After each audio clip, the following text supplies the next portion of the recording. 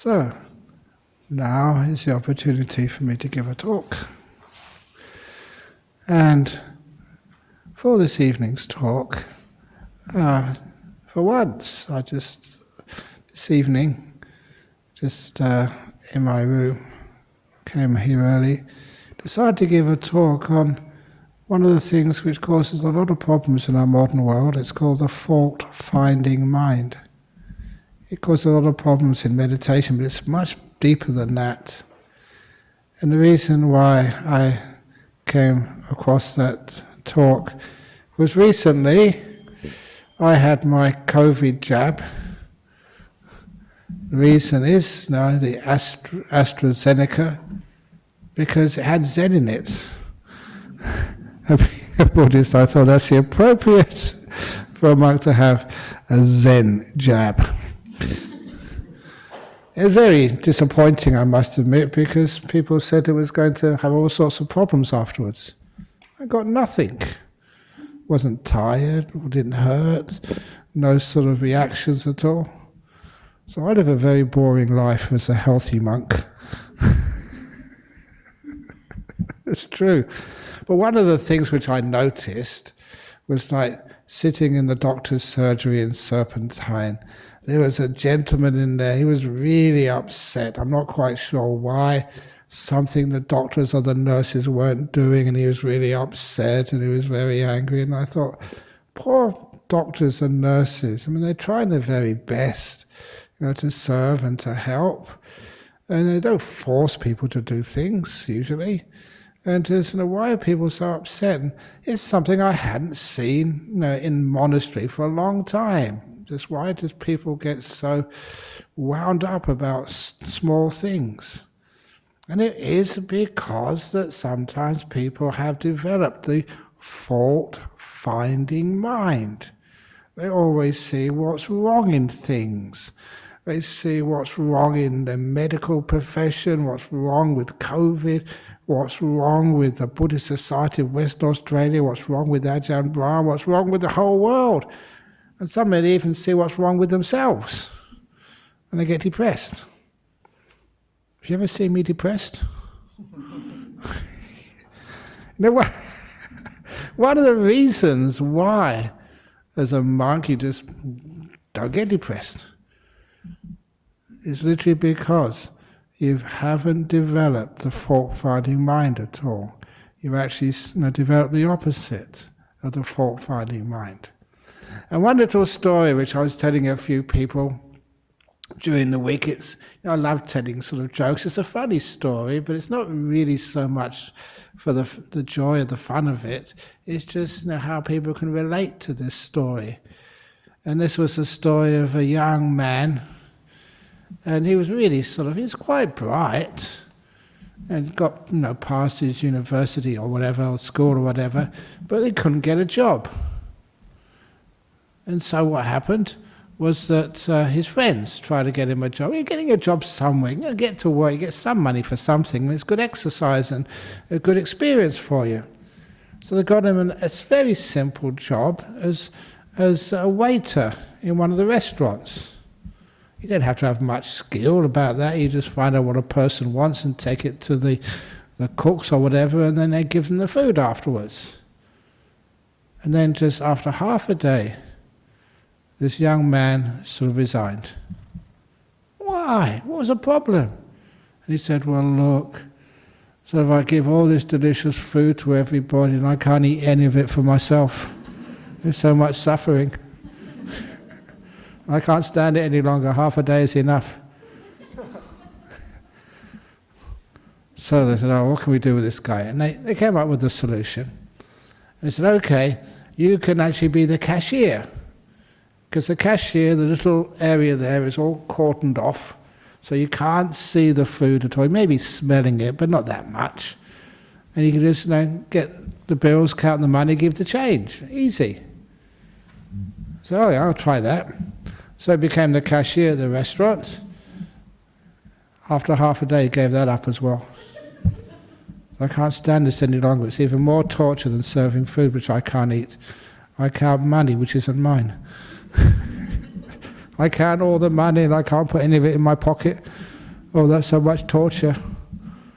I said, how can we just deal with somebody like this and getting him a job? So they talked around and they finally came up with a solution, a brilliant solution. They said, the local cemetery needs a cemetery attendant. There's a little cabin in the front of the cemetery, just where the main gate is. All you need to do is sit in there quietly and just make sure that the right people come in and they don't. No food. You don't see any food there. You can't see any money. So you should be able to. It's such a simple job. So okay, I'll give it a try. After half a day, he resigned. I can't stand this any longer. I said, why? Well, I'm sitting in there most of the day and I see all these people lying down and I have to sit up. In the cemetery. Okay, there's a bit of funny story about that, but that is a good example of someone who is a fault finder, big time. Whatever job you do, you'll always find fault in it somewhere. And I tell people, look, even if whatever work you have to do, always remember this, that if you really enjoyed your job, you found it very fulfilling, very worthwhile job to do, don't tell your boss. Otherwise, they'll stop paying you. Your salary, your payment, is a bribe to do a job you'd rather not do. How many of you would, get up on a Monday morning and go to work? Would you love doing that? Wouldn't it be better just to sleep in? That's the reason you go to work, because you get paid for it. Let's not call it salary, let's call it for what it really is. Bribe. To get you to go to work. And that's why some people just do extra work and get more money. So if you don't really enjoy your work so much, just think about poor Ajahn Brahm and Venerable Ananda. We don't get paid at all. They don't bribe us at all. So, Madam Vice President, so put that. One of the reasons we don't, and sometimes the situation, our work situation, you see where I live, all I can afford is a little cave sleeping on the floor. But I've gone up in the world because a few people asked me earlier on, was it really true that when I first went to Bodhinyana Monastery in Serpentine, I didn't have a cave, I didn't have a hut, I had a door, that's all. And this door, there's another monk with me at the time, he had two doors, from the salvage yard, and the door was put on 3 bricks in every corner, 12 bricks in all, and we put a mosquito net umbrella, which they had in Thailand at those times, we brought over here, on top of that, and that's where I slept. I think there was a pillow, but no sort of mattress. And my door, had 2 doors. The other monk was senior to me, so he got the first choice of the doors. He got the much better door, which was flat. My door had all this ribbing on it. These really fancy doors had all ribbing all over it, and that's the one I slept on for the first 2 or 3 months of in Bodhinyana Monastery. But it was one very helpful feature, because I don't have fault-finding mind. I see the positive things in things. And the positive things which I saw in my door, it had a little hole in the centre where the doorknob used to be. Of course, we've taken the doorknob off, so there's a little hole in the centre of my bed. So I didn't really need to get out of bed to go to the toilet.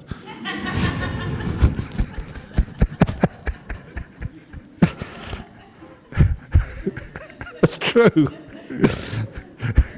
It was in the forest.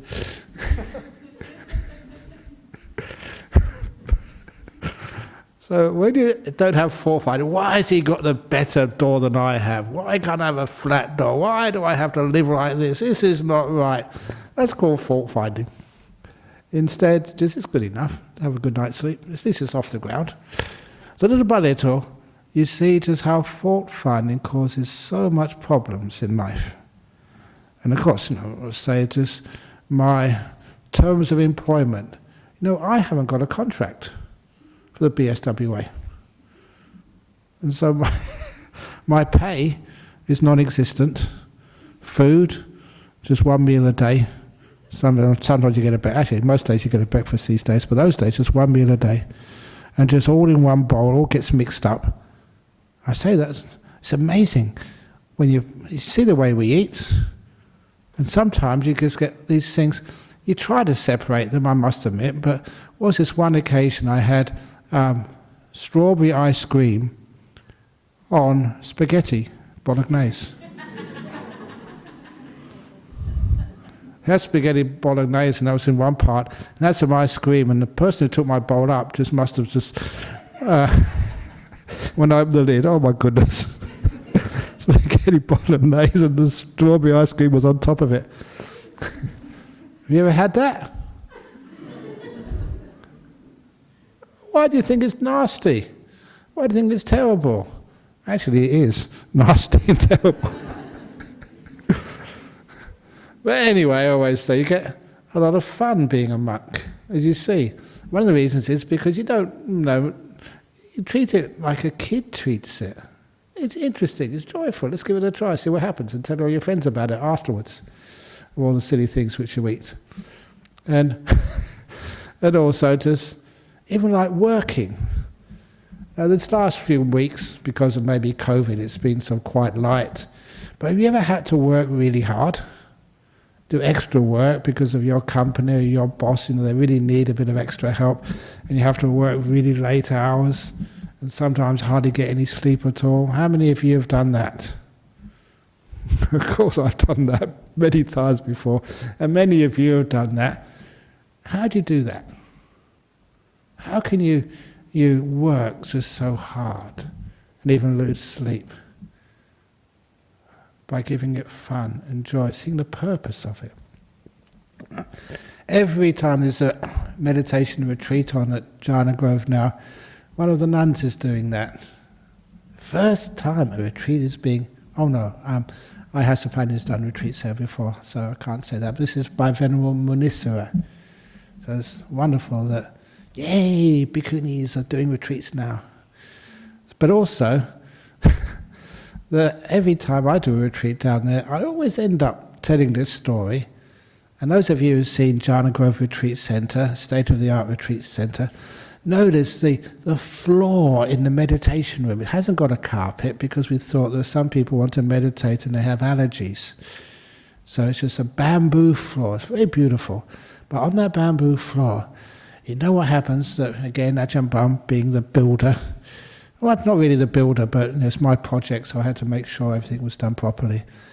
And it's a huge project. I asked the person in charge of doing the building, are you sure it's going to be ready by Easter 2008 or 9 or 12? Or what was it? About 12, 13 years ago, 2008. Are you sure it's going to be ready? He said, yes, no trouble at all. It's well ahead of schedule.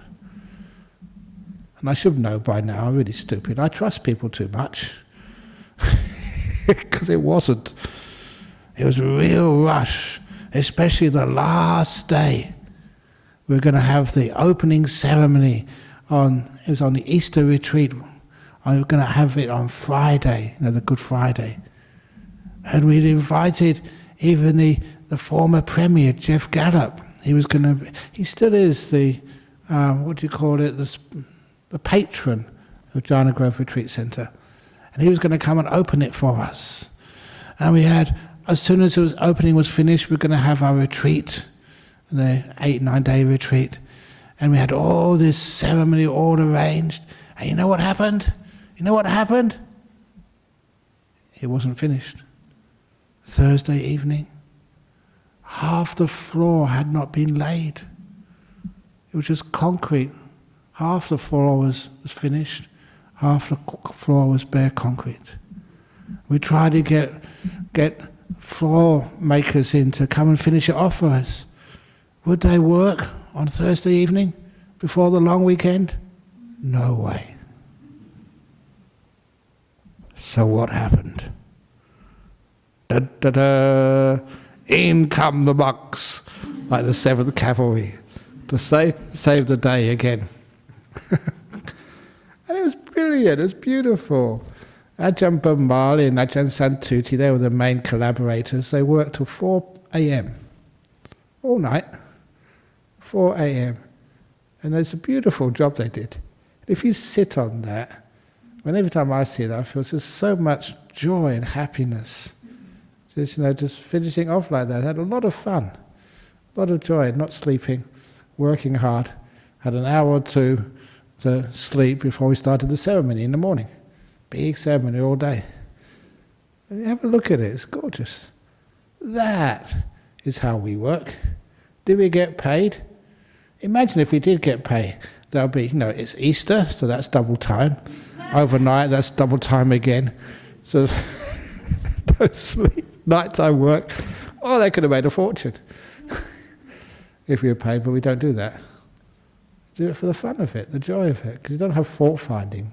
You have the opposite, joy finding, beauty finding. And that's one of the reasons why, we don't get paid, we get exploited. But please exploit us some more. Because we don't think like other people. So instead we just see the joy of doing these things and the wonder of doing these things, which means the fault finding is not there. So we don't get upset and don't argue. And if you notice carefully, there is a mistake in that floor. Don't know if any of you seen it? It's in the corner which is closest to the entrance door. Doesn't quite match. But it's beautiful. It doesn't have to match and be perfect. And the only people who know that, and you probably know that now, the only people who really know that are the people who did it. If you ever notice what you do yourself, you can see all the faults in it. And other people come and say, oh, what a beautiful painting job you did. Oh, what a wonderful thing you did with that laying the carpet or whatever. What a beautiful garden you have. You see the faults, but other people don't. Why? It is because the biggest fault finder of all is ourselves to what we do. And of course I can't go past this story about fault finding, or why people just have such a difficult life together with themselves or with their partner or with their family. It was of the old 2 bad bricks in the wall story. And I even heard that so many times, but it's one of my favourite stories of my own life, being a monk. Bodhinyana Monastery in Serpentine. When we first got there, we were in debt. We had this land, that's why we had to get the doors from the salvage yard. Not a salvage yard, it was a tip. We knew where the tip was. And so we got the 2 best doors we could, which other people had thrown away. And so we didn't have any place to stay. Just sleep out. And so while we built things, and I remember I was the main builder there, and I went to the council and said, to be able to stay here, what do we really need? And they said health and safety. So it was toilets. So the first thing which we built was our toilet block. We thought we were crazy. Can't you build something more inspiring, like a hall or a kitchen or something? No, we're raising funds for a toilet block. But that was all that we could do, was just to raise funds for bricks and cement and wood and concrete and stuff. But I can't. I told the monks a story last week that I was really a bad builder in those days because we didn't know where to build, and so there was a vacant area where the toilet block now is, and I thought, we don't have to cut any trees down, so let's build it here. But the reason why there was no trees there There was solid rock underneath. There was only about a few inches of soil, and then solid sort of granite. And so once you made your decision, your plans, and whether to build it there, you had to build it there. So what am I going to do with this granite? So we tried with picks. That didn't work. If you ever try to pick on granite, just your teeth almost fall out because it's very hard. And so we had this wonderful fellow who used to come here. He came here recently, Cameron. I always remember his name because he had a license for explosives. So he got explosives. Tried to blow it up. Remember, I was only about 28, 29 or something that time, so it was really good fun. I must admit, I enjoyed it. Just holding gelignite. And you can't do that these days because of, so many laws and stuff. And then just blowing it up, trying to sort of lower the cap rock so we can put pipes through it. Total waste of time, but it was good fun. And for those of you who know Bodhinyana Monastery, one of those explosions, we just put rocks on the top of the gelignite to try and get the force of the explosion to break up the rock. One of those rocks, you know where the monks' place is? One of those rocks went right up to where the women's guest quarters are. A long way. It's almost going into space. It's very dangerous. Anyway, that's not recommended, okay? But anyway, once we just put a slab down, the next thing was to do the brickwork. So I did a lot of the brickwork. And that was my first brick wall. It's actually it was that wall. First brick wall. And that was that story where I really took my time and I was really mindful and really careful. Come on, you've got to do this properly, because otherwise, when people come, they wouldn't put any money in the donation box. So they saw how we wasted it. So I finished my first brick wall, and when I looked at it, oh my goodness, I'd really stuffed up big time, because the 2 bricks were crooked. And I thought, oh my goodness, what can I do? So what would you do? 2 bad bricks, you get sort of a trowel and try and scrape out the mortar to reset them. But that mortar was just like rock, like diamond. You couldn't take it out at all. Well, what can I do? So the next idea which came into my head, and this is, you'd heard the story before, but the meaning behind this, when you elaborate on it, is really powerful. The next thing I decided to do, they had a senior monk who had the best store. And I asked him, have you got enough money to buy some more of that gelignite and blow up the wall so I can start again? That's what I wanted to do. And if we had, I'd have done that. Just blow it up and start again. Because those 2 bad bricks, they spoiled the whole wall, in my mind. And they really did. For me, every time, I actually had nightmares about that wall. You know what happens? You're in there on your door, and you wake up in the middle of the night. Oh my goodness, what have I done? Spoiled the first building.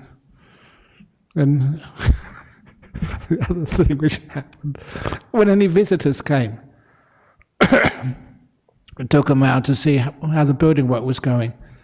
And I'd take them, I always take them so they wouldn't see my mistakes, show them something else. Because I was really embarrassed. And I thought I was, like many people, I was a perfectionist. I didn't want anyone else to see my mistakes. So I wanted to hide it, blow it up, do something. But then what happened, the beautiful part of the story, and I don't know who it was, if anybody hears this and they tell me that was them who said this, I just bow to you, because you taught me so much. With a simple statement. I was with this gentleman, and they saw those 2 bad bricks, and they said, what a beautiful wall that was. Sometimes people say those things just to try and suck up to you and trying to praise you or whatever. I don't know why. He said, it's a beautiful wall. And I said, are you blind? Have you left your Are you visually challenged? I think that's what we used to say in those days. Can't you see the two mistakes which spoil the whole wall?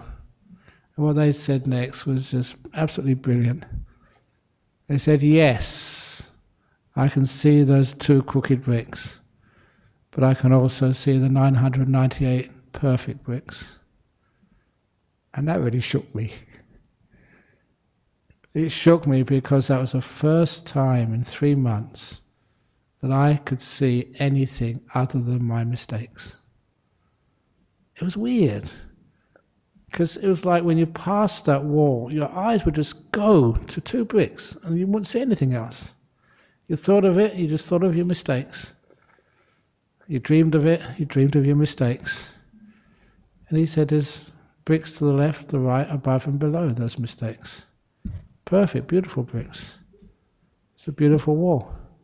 You know what, he was right. It was a beautiful wall. And from that day on, it's not just that I didn't need to blow up that wall. I didn't need to feel ashamed of it. I learned how not to be such a fault finder and to focus on two tiny mistakes and forget about all the other beautiful things in that wall. And I've told that story so many times, and you may have heard it so many times, you probably know it better than I do. I will often say that with my stories, that I've heard them more times than anybody. Every time I tell them or write them down in books. But what it really meant, it was pointing out a part of psychology. Why do men and women who've got married, why do they divorce? Why do boyfriends and girlfriends separate? Why do people who've been friends for years suddenly decide they can't stand each other any longer? Two bad bricks in the wall, that's why. And they can't see the other beautiful bricks in the wall. And I've been telling quite a few people that was the very first story in my first book, Two Bad Bricks in the Wall. And that was when that was published and got popular. I got this invitation to go to Bangkok. 4 couples in the Australian embassy in Bangkok had marital trouble. 2 were divorced. They'd gone through the divorce proceedings. 2 were separated but not divorced yet. When they read that story, they came together again. It's amazing, they were divorced, but they decided to come together again. Separated ones came together again. And they wanted to see me. They wanted to say thank you. So they bought me an airline ticket to go to Bangkok, paid everything, so I gave a talk for the people in the Australian embassy in Bangkok. Say thank you. It worked. How does it work? Of course it works, because especially when you're living with somebody, your partner, of course you see faults in them. If you've got that fault-finding mind, after a while you think, why did I ever marry this person? I must have been dumb. I must have been drunk on drugs or something. Why did I marry her? Oh, I must have been dumb to marry him. Have you ever felt like that?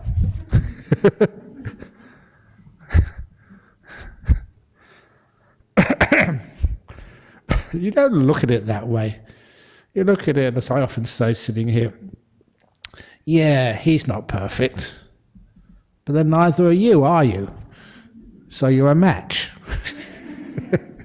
Put it bluntly. But you don't just look at the bad things, look at the good things in that person. And there's so many of them. And that's what they were doing. They're seeing not the bad bricks in the wall, but the beautiful bricks in the wall of the person they were living with. They say, actually, they're not that bad a person after all. Little by little, you notice that seeing the faults in things, the mistakes which people make, the sort of stupid things we do from time to time, seeing those faults and focusing on them, that becomes the fault-finding mind. And it leads you wanting to destroy things, to blow up things, to go to the lawyers and get the separation, ask for compensation, or whatever it is. That fault-finding mind creates so much damage in this world. I wanted to blow up that wall. And I would have done if, if we had any money, and if that kind person had not come up and told me the solution. There's other bricks in the wall. But I can't go past the two bad brick story without one of the other stories. I told that story. It's one of my favourite stories to tell to people with cancer. You've got cancer, you've got a tumour in you somewhere. Is that all you've got in your body? Just one or two tumours, two bad bricks in your wall?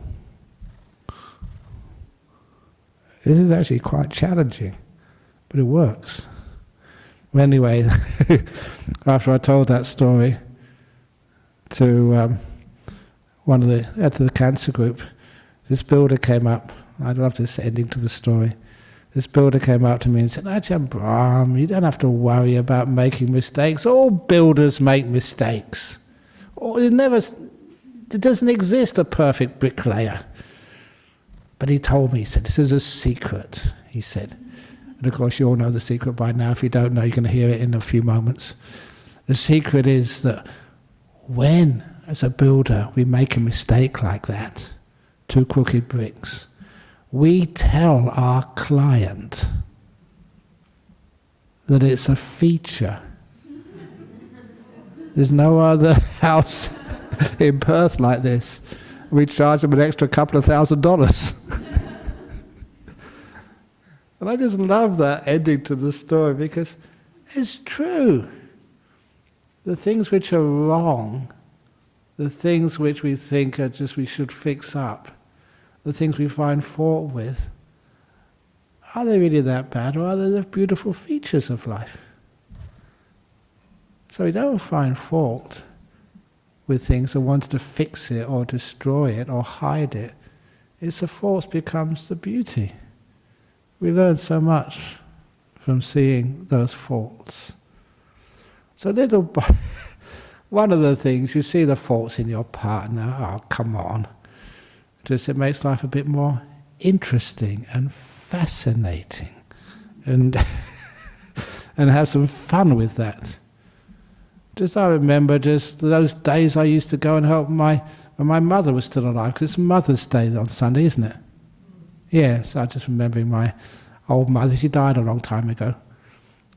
But anyway, when I used to go and visit, I was a monk. Monk can visit their mothers. So when I used to go, now how could I do something instead of just sitting next to my mother watching the TV, which she did most of the time? I wanted actually to do something to help her. And so, yeah, I was a bit of a builder, fit, healthy. So I decided to do some decoration for her in her little apartment. So painting the ceiling. And then I told my mum, she said, why is most of the ceiling, why are we using so much paint? She asked me. I said, because most of it ends up on the floor. I was painting the ceiling. So it happened. Of course, it's really hard to paint on the ceiling. Just most of it just falls off. I wasn't that skilled. But instead of actually finding fault, I had a lot of fun. Enjoyed doing things like that. So little by little, instead of looking at faults, you look at the beautiful side of life. You're not the most perfect painter, but the fact I was trying for my mum and doing the best I possibly could. So that makes life much more warm. And also, I've been doing that such a long time, I don't find fault with myself. Every time my robe slips off, oops. You don't use it to criticize yourself. I don't find fault with myself either. That's why I don't improve.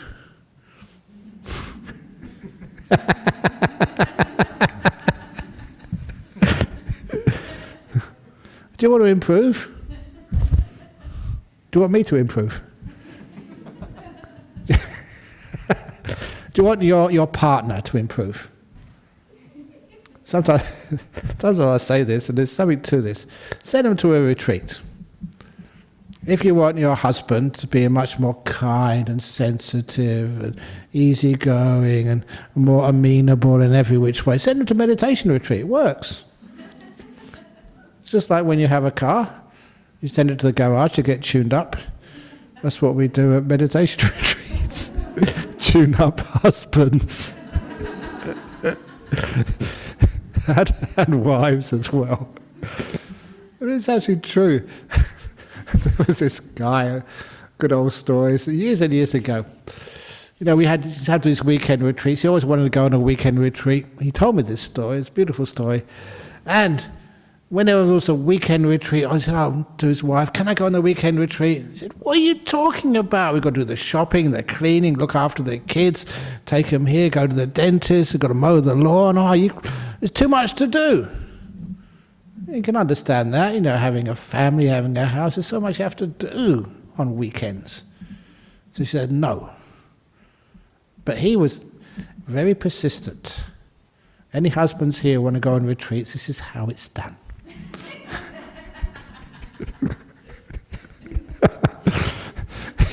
He asked, next time we retreat, he asked again, "How's the retreat on? Can I go?" "No, of course you can't go. Mother's coming this weekend. The kids need to be taken here and taken there to their sports, and there's so much cleaning. You've got to clean up the shed. You promised to do that for weeks." Okay. And he was persistent. Now this is a trick, guys. I've never been married, but I know all about it, how it works.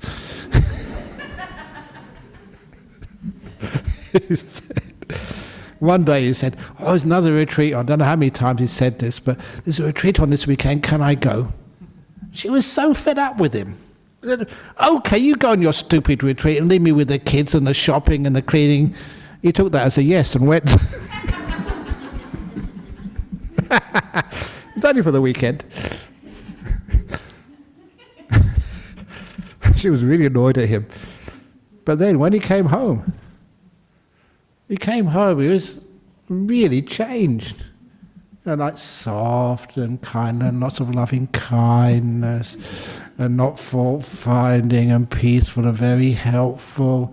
You know, when you do your little chores in the kitchen and you learn how to do this and cook that. And she was amazed at the change in her husband, just a weekend.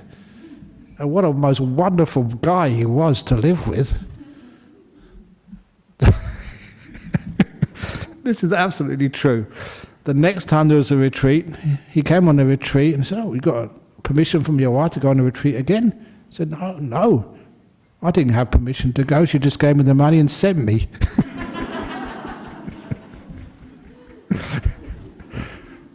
Because what was happening there was they saw the results of a person who learns how not to be so fault-finding. Imagine your partner, husband, wife. If you could actually take all that fault-finding away, imagine what a beautiful person that would be to live with. And instead just appreciating the goodness and the kindness, you know, in people and in the house and the place you live. That positivity. What a wonderful person that would be to live with. So that's one of the reasons why, to learn how to let go of the fault-finding mind and appreciate mind. But what about when things do go wrong? They're the features of life. That's where we learn and we grow when things go wrong. This is how I was taught by Ajahn, the teacher. Every time I did something stupid, it caused my teacher to laugh so much. I think that's why he had lots of Western monks, Ajahn, to entertain him.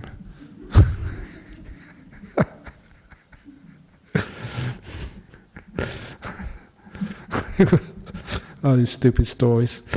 There was one of these young ladies who came from England, because her father was head of the English Sangha Trust. That's the people who run the monasteries in England.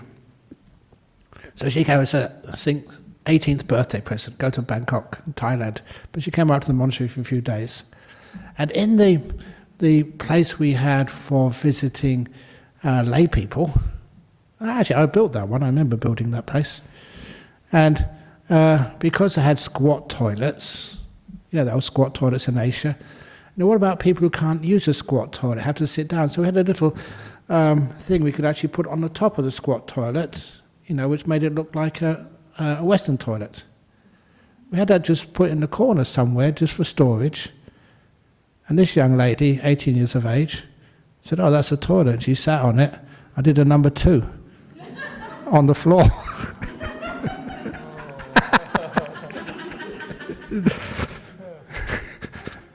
And when she came to apologise, I said, "No, thank you, that's made our day. We're going to tell that story for years afterwards."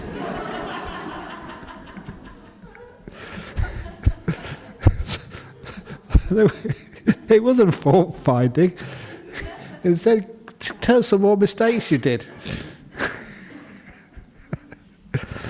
Or like, you've seen the spittoons we use for monks. We haven't got any here, but in the dining area, the little spittoons. Of course, some people, they're visiting monastery the first time. "Oh, come and have something to eat." So they see the monks with these beautiful bowls, they see these little spittoons, and so that's what they put their food in instead.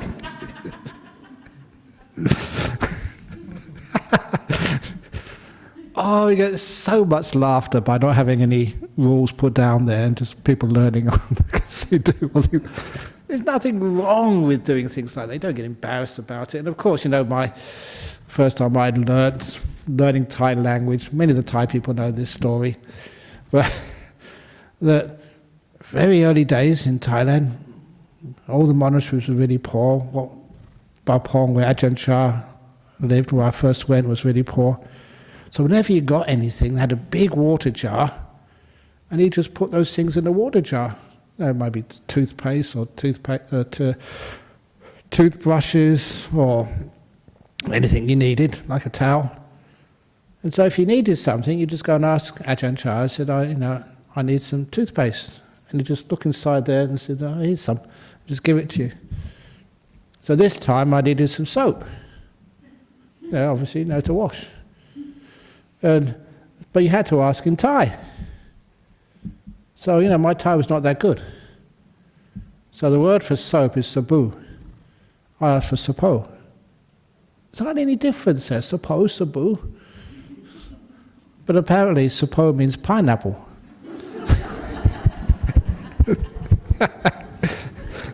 So I asked my great master, "Can I have a pineapple, please?"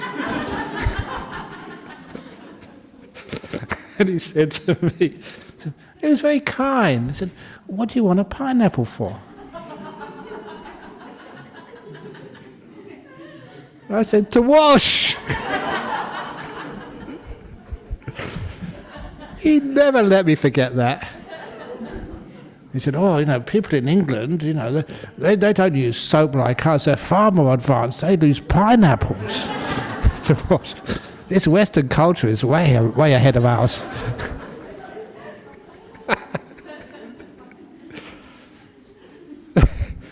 So your mistakes cause so much laughter and joy and happiness. So why be a fault finder? Now that Buddha was absolutely true.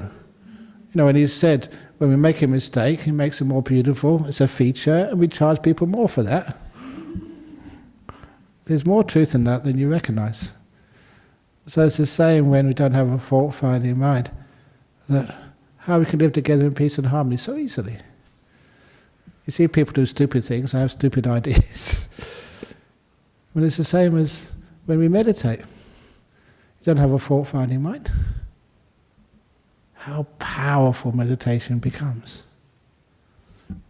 And I mentioned that, if you're smart enough, the meditation which I taught today, I call it the Emperor's 3 Questions, 1 now. Emperor's 3 Questions meditation, now it's the only time you have. What's the most important thing to be aware of when you're meditating? What's your meditation object? People keep telling me, should we be watching the breath? Where should we be watching the breath? How should we be watching the breath? Should we be watching something else? Watching our body? Watch this go up, let's go down. What should we be doing? What should we be watching? And the answer was, whatever's in front of your mind right now is the most important meditation object in the whole world. This is a brilliant answer.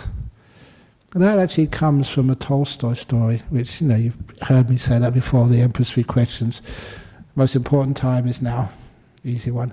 The most important person is the one right in front of you. Dorothy, you're the most important person in the world for me right now. Not anymore. Not anymore. What that meant is you really pay attention to what's happening right in front of you, right in this moment, even in meditation. And then what do you do? And it's this beautiful saying, you care. You don't find fault on want to get rid of it and go somewhere else. You care for this moment, even if it's unpleasant. You're having a difficult day. Be with it. It's teaching you something. All the times I've had sicknesses, pains, COVID injections or whatever, instead of getting upset and angry about it, whatever happened to you, you learn from it. You welcome it. You care for it. It's amazing when you're in difficult situations how you can care for things. And when you care for things, it's like you're all in it together, and it's, what's the time? Oh yeah, has any of you ever stayed, what's it it is the Hilton in Perth. I spent one night in the Hilton Hotel in Perth. What happened was going to an international flight somewhere, forget where it was, going to, but you'd already checked in, through the immigration and stuff, so you're technically not in Australia. But then the flight was cancelled or something was wrong with it, so they had to put us all in the hotel for the night. And I couldn't go back to Bodhinyana Monastery, couldn't come back to here even, because you had to be like quarantined. You weren't really in Australia, but you physically were in Australia. So I got a night in the hotel. Yay! And a nice meal in the morning. Yay! Is that good? I thought it was interesting. I enjoyed it. It's the only time I could ever go in a hotel in Perth to stay the night for free. I forget what the airline was, but anyway. So when things go wrong for me in my life, it's not really wrong at all. It's always opportunities, different ways of looking at things, and have fun, enjoy. So little by little, you find that when you don't have a fault-finding mind, there's so much joy and different experiences you can have in whatever happens during this life. And in meditation, when I realize if I'm sleepy, sleepiness is the most important thing in the world for me, and I care for it. I don't try and get rid of it. That's negativity. I don't try and want something else. That's just craving.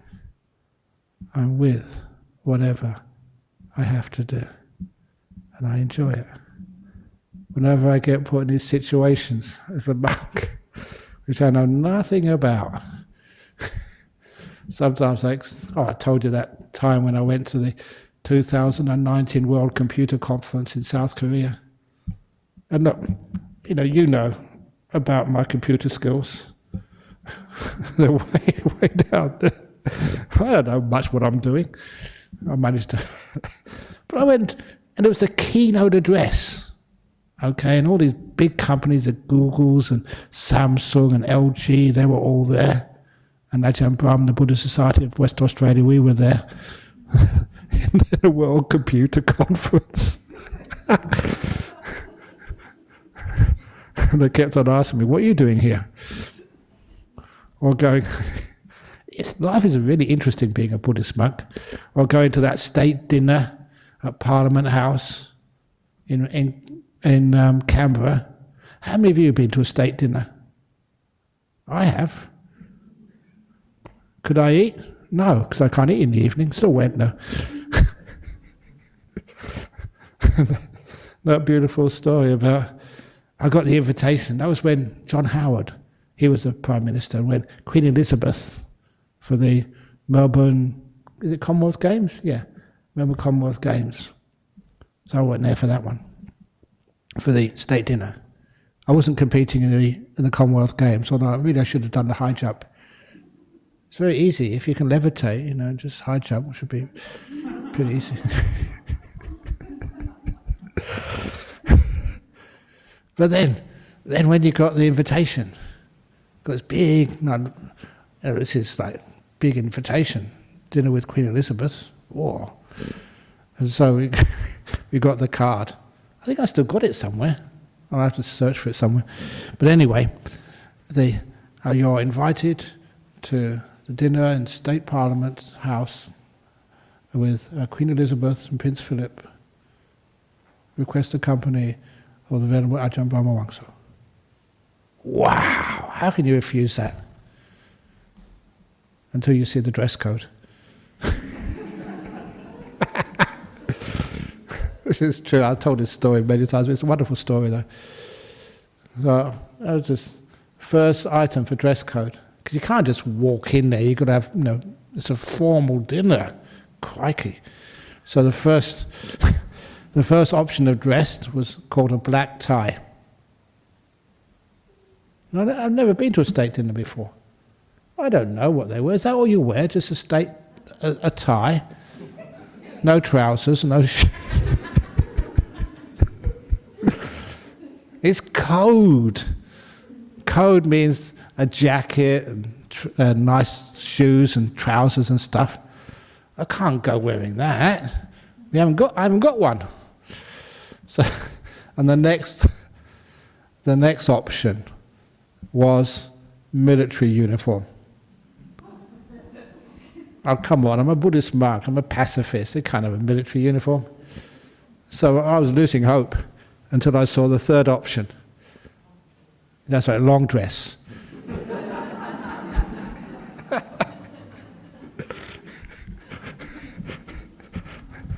So I walked up in long dress. It's the only thing I had. And then the security grabbed me. They did. They said, "Are you supposed to be in here, sir?" And I got out my invitation. "Yes, I'm supposed to be in here." "Okay, go in."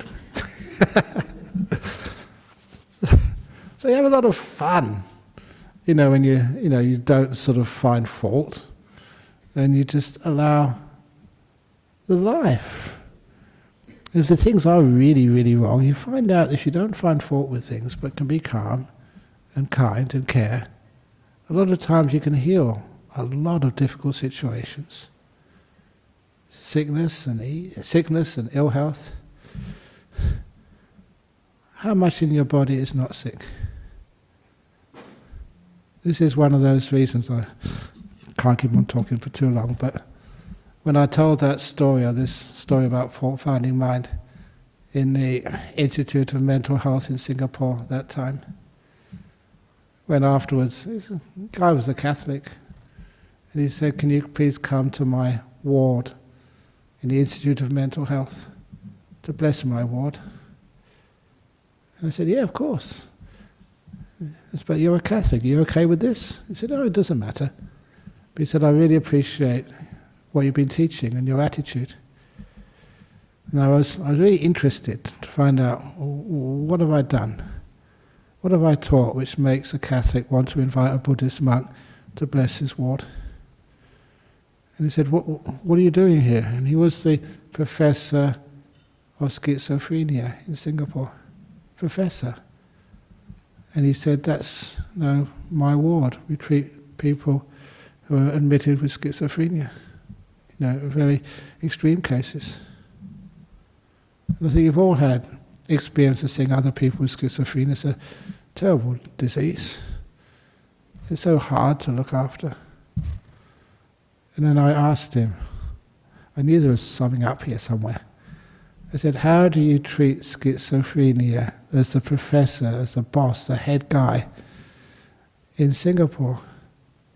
And he said, "Just as you said, Ajahn Brahm, I don't treat schizophrenia as a professor of schizophrenia in Singapore. I treat the other part of the patient, which isn't schizophrenic." And I knew what I'd said before, and I knew exactly what he meant there.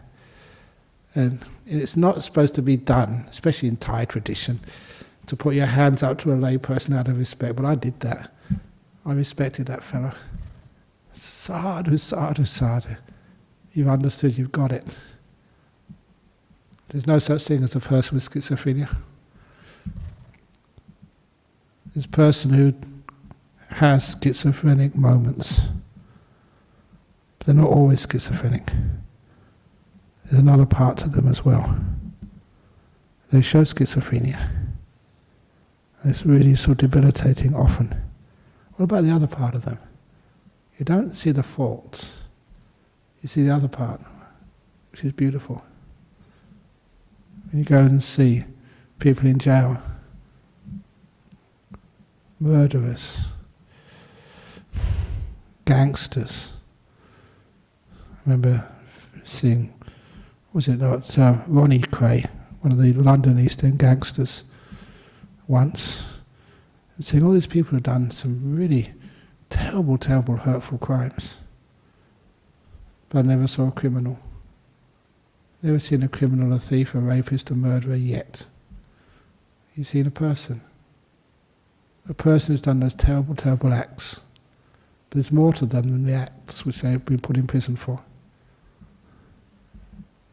You see, there's more to that person who's suffering from schizophrenia moments. And that's what I was teaching. That's what the professor saw. A fault-finding mind just sees the faults and thinks that's all that's there.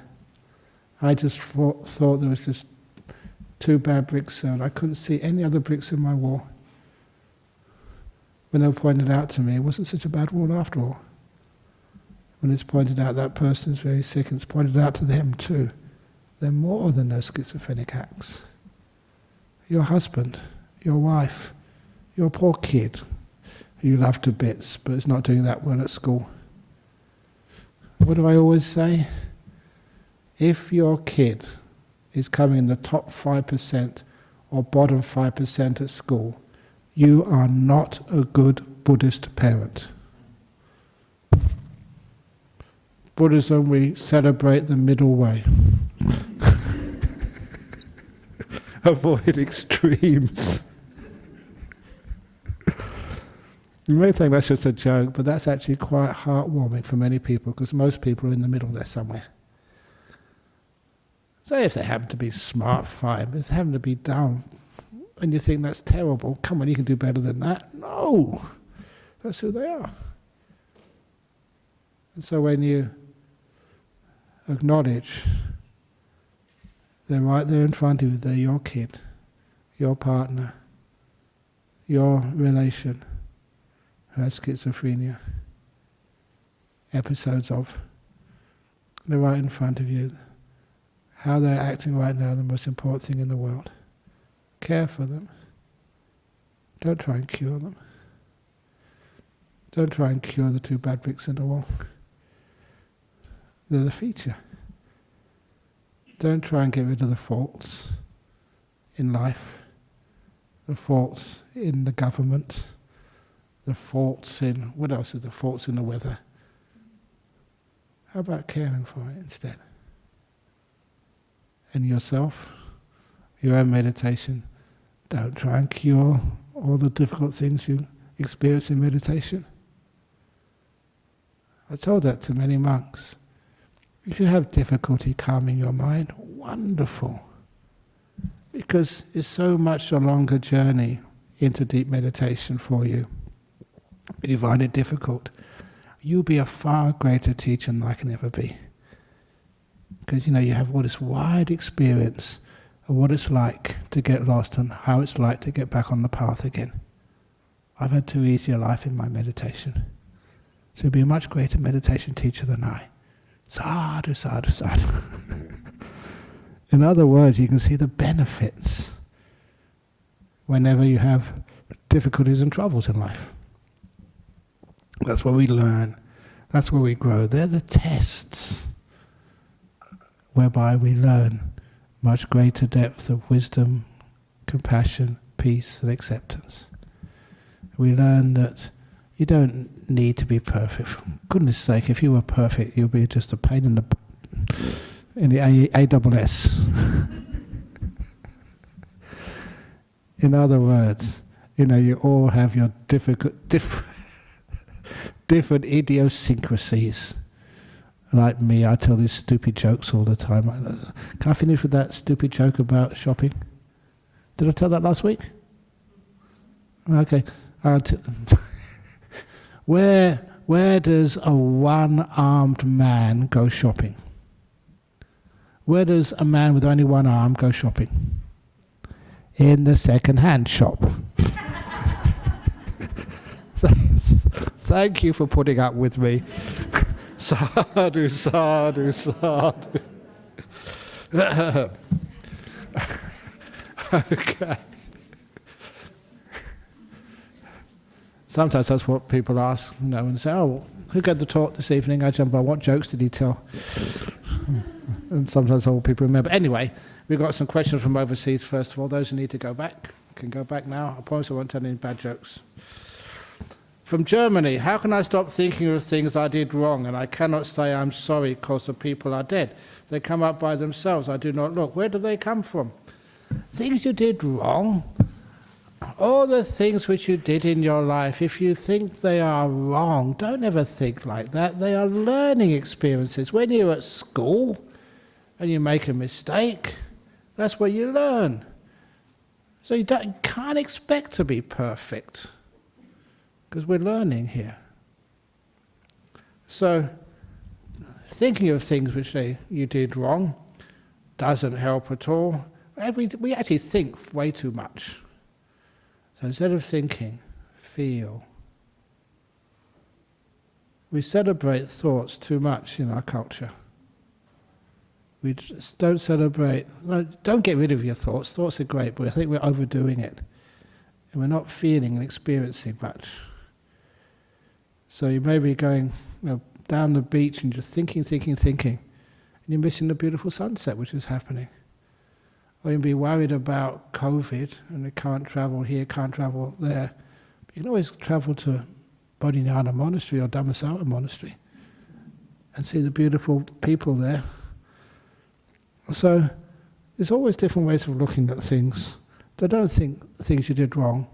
How about thinking of things you did right?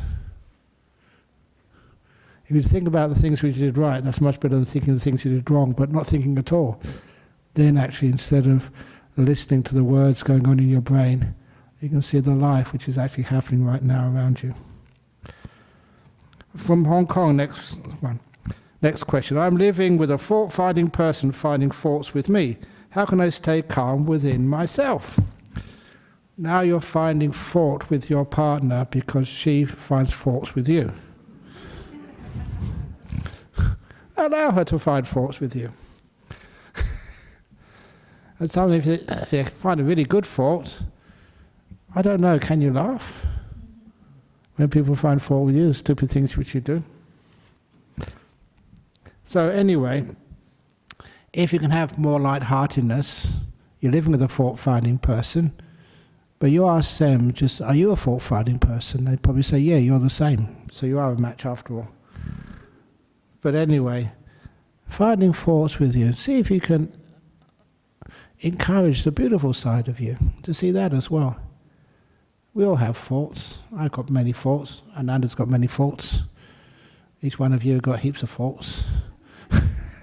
You all know that, don't you? So you need to find faults with them. How about finding the beauty in somebody? Their good qualities, their kindness, the wonderful things they've done, and celebrate that. From Pennsylvania, dear Ajahn, how do you quiet the fault-finding forces in your mind ingrained in childhood by people you trusted, like parents? Yeah, you had that put in you, you're not good enough, you're not so smart enough, you're not beautiful enough. But then you tune in every Friday night to the BSWA and you hear just how beautiful you are, how wonderful you are. So treat me like a dad and Ananda like mum. Oh no, sorry, I Hasapanya. Dad and mum. And you find when you associate with wise people and smart people rather than with people who are not really so highly attained, then actually you get so much more uplift. You know, sometimes that people go to places like Bodhinyana Monastery, and I was just talking to Venerable Bodhidharma, how many monks are supposed to be there for the rains retreat? And there's a huge number of people coming for our rains retreat at Bodhinyana Monastery. We keep on building new huts, they get filled up straight away. And I think it's 23 or something. A huge number of monks over there. Why do they like going there? There's other monasteries which they don't want to go. Why? Why do you like going to Bodhinyana Monastery or Janna Grove or to here? Why? Instead of going somewhere else on a Friday night. Peace, but it's more than just peace. It's the kindness there. The fact you are not judged. You find that you're accepted. You know, how many of you are perfect? How many of you deserve to go to Janna Grove? If you think like that, of course, none of you will. But then after a while, you feel you're good enough. This beautiful sense of seeing the beauty, the goodness, the strength, the good qualities in yourself. It's one of the reasons why, with Venerable Ananda and many others, during the start of COVID, we asked all these young monks to give talks and put them online. Have a look at those talks. These are young monks just starting off in life. And they're brilliant, they're great. And you tell them it's great. They say, oh no, I'm not an Ajahn Brahm, I'm an Ajahn Brahmada, mine's not good. But they are. And after a while, you change your attitude that you are someone who's a beautiful, kind, wise person. Once you start to, it was a shock to me when I started giving talks. They were hopeless. They really were. People would walk out of the room. Ajahn Brahm tonight. Oh crikey, it's going to be boring. But then after a while, you learn, you grow, and you find the beauty in things. And that's just amazing to be able to see that.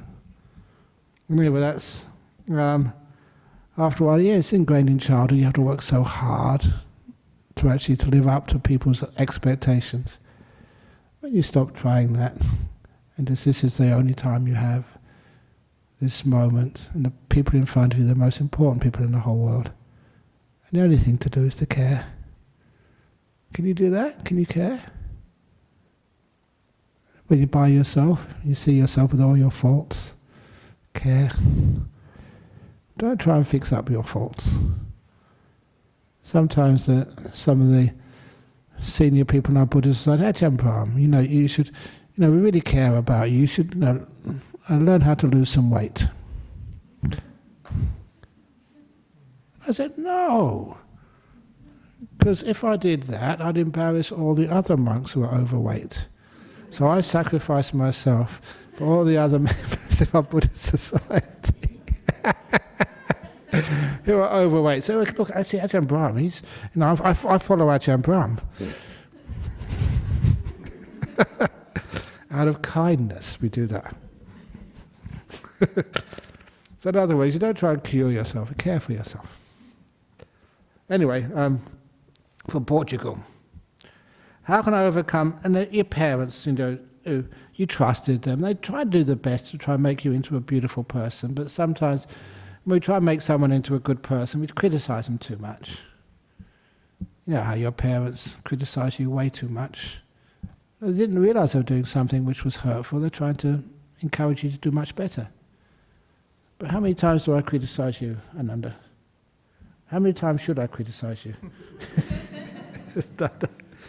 I found that that's not the way to get the best out of people. Build them up, just praise them whenever they do something good.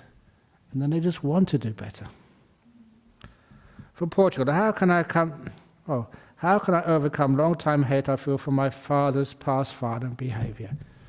Oh, you poor, I'm saying this, it's poor you because I'm not quite sure what he did, but your poor father, he probably still loves you and feels very embarrassed about that, and he didn't really know what to do. Because sometimes we react out of what we think is the best, but we know it all goes pear-shaped, we don't do the right thing. So eventually, hopefully, your father will learn, but getting angry at him or trying to push him out of your life, that's not going to help your father at all. But, okay, it's a bit of a 2 or 3 minute story, which many of you know because I've said it a few times before.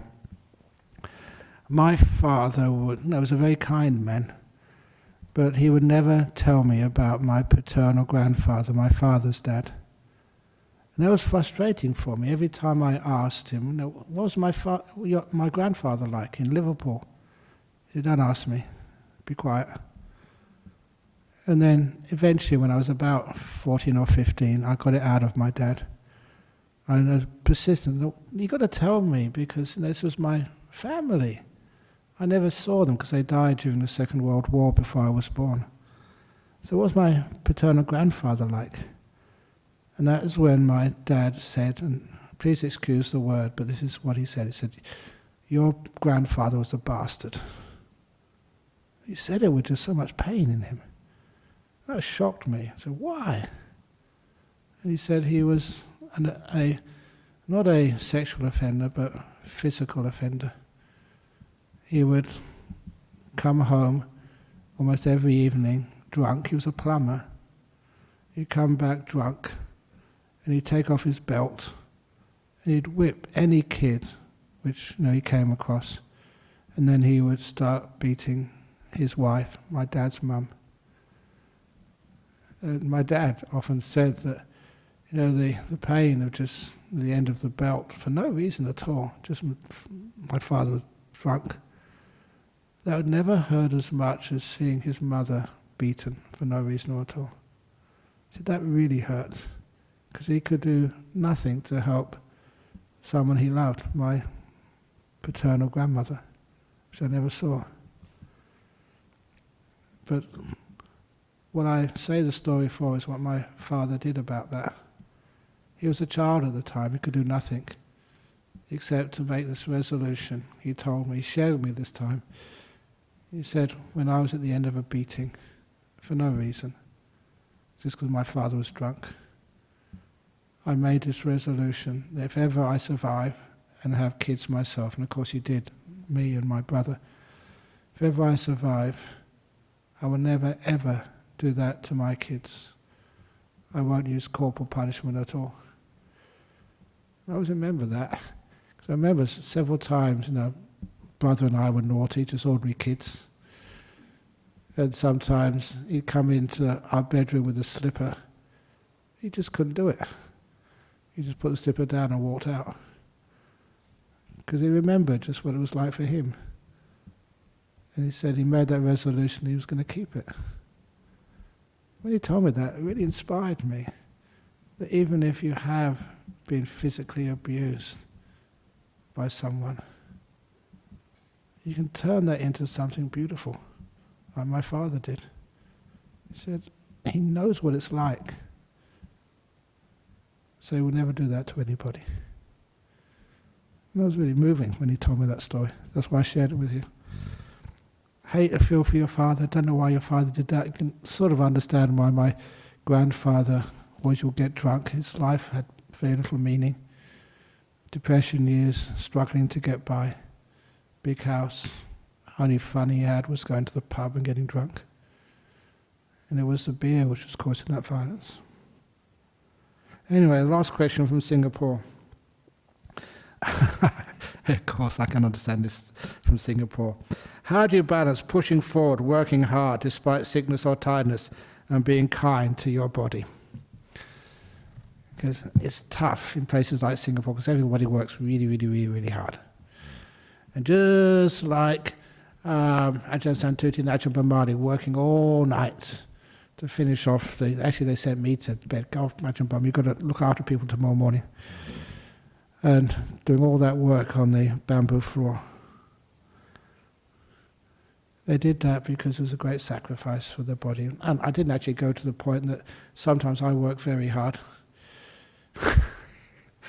Crazy stuff I did when I was teaching, going off to flying to Singapore, and as soon as you land, giving a talk, and then just starting a retreat, and the amount of hours, when you count them, just talking to people and teaching, it was just endless. You get very, very tired, but you keep on going. And one of the things which I got lots of energy out of is from inspiration. Pushing hard forward, working hard. This is for a really important goal. Like, finishing off a retreat center. That's amazing. A retreat center. So you can go and meditate and in comfort and beauty. Or if it's like building like a nun's monastery. I always get inspired by bhikkhunis because I know how rare that is and how beautiful it is to have equity. You have people of both genders able to live a monastic life just like everybody else. It's rare here.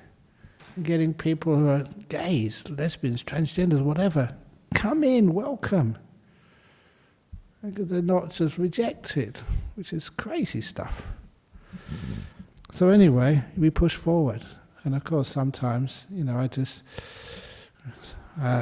get suffering from that, punished from that physically, but I get so inspired. I'm being rejected from all those friends, I grew up with as a monk in Thailand when I gave the ordination to bhikkhunis. I said, do you regret that, Ajahn Brahm? Not a tiny bit. It's a beautiful, inspirational thing to do. So, to sacrifice so much, you push forward, you worked hard, sickness, tiredness, no, it needs to be done. So you just go and do it. Inspiration is what I use to overcome tiredness. If it's something which really needs to be done, worthwhile doing, get out there and do it. Physically you feel tired at the end of the day, but emotionally you feel just so high. And at the end of the week, when you're caught up on your rest, you feel so wonderful, that was really worthwhile doing. So whenever you see something which really needs to be done, don't think about physical tiredness. You will get physically tired, but emotionally you get a big high, a huge amount of energy for your mind. And that's much more important. People otherwise get depressed. They get fed up. What's the point?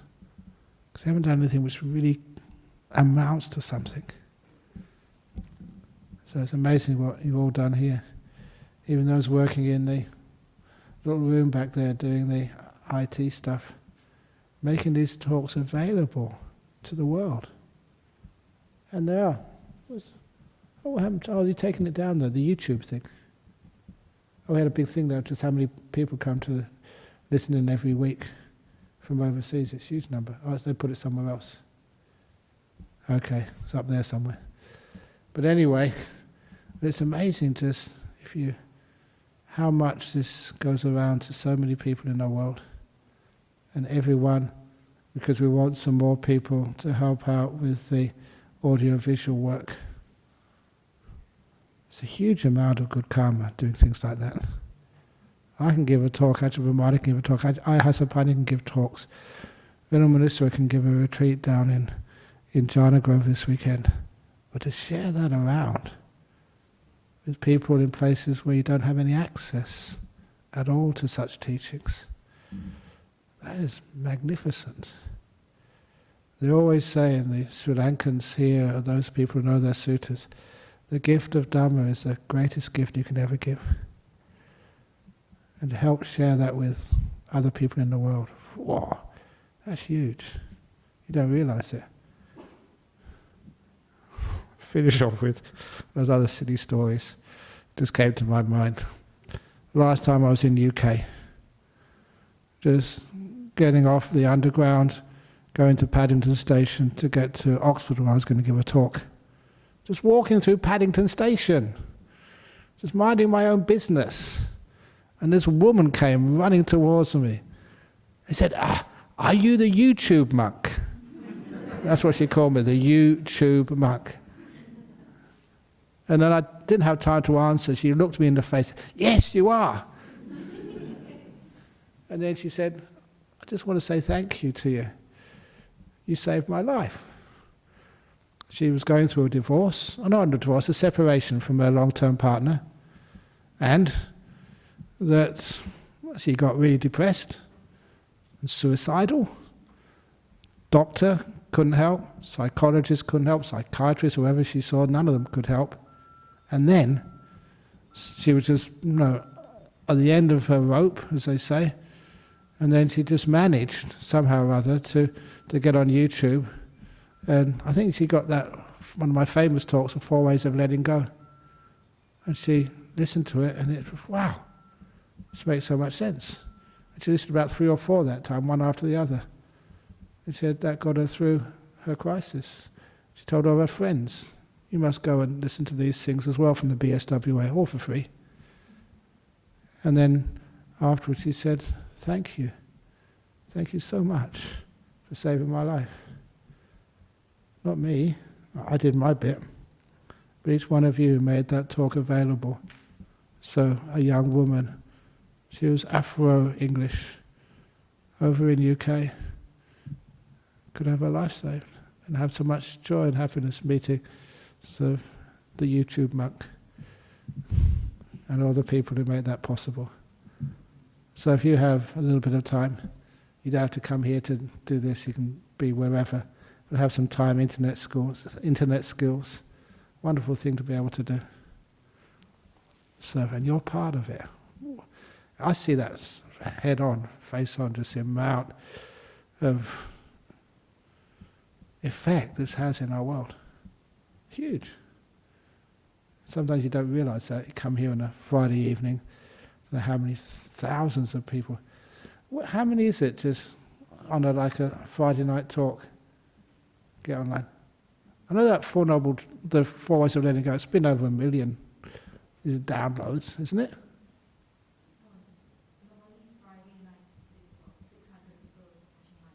Online, but when they download it afterwards? Okay, there's much more than that. Because I think that 4 Ways of Letting Go, then it went over 1 million. 1 million people in the world watch that. It's huge. Ooh, goosebumps. So anyway, that's actually hard work, but you just push forward because it inspires you and you get huge amounts of energy back. Okay, any other questions from the floor? Okay, I know you don't need to read people's minds. You know, one of the most important questions at this time is, can we go now? So we can bow 3 times to Buddha, Dhamma, Sangha, and then we can go our own ways. Oops, I'm stuck.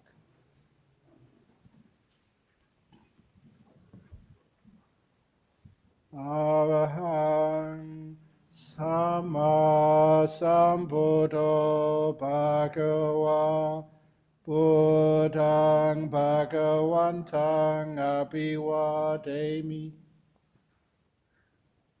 Suakato Bhagavata Dhammo Dhammang Namasami